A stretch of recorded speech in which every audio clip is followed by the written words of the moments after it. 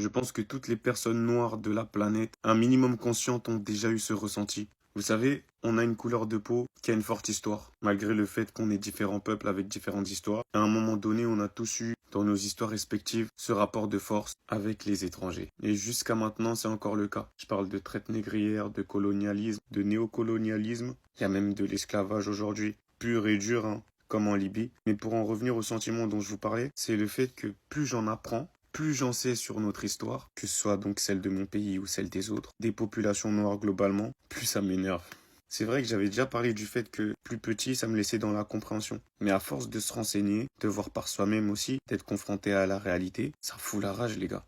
Et je pense que ça peut même pousser certains dans des sentiments extrêmes de colère, voire de haine, hein. Certains ont la haine, faut dire les choses telles qu'elles sont. Mais toute cette colère, faut la rediriger dans notre réussite individuelle pour faire briller le collectif. C'est ce qu'on peut faire de plus intelligent. Éveiller les consciences, être fier de nous, malgré tout, et aimer les nôtres en priorité, comme le font les autres à peu près partout sur Terre.